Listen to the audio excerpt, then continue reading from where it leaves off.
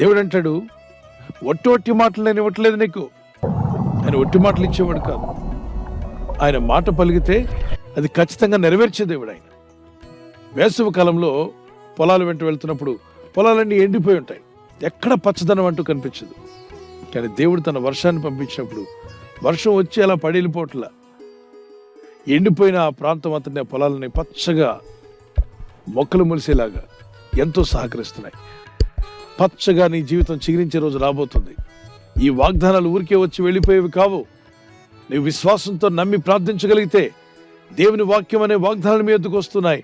వాటిని ఫలింపజేయడానికి ప్రభు సిద్ధంగా ఉన్నాడు.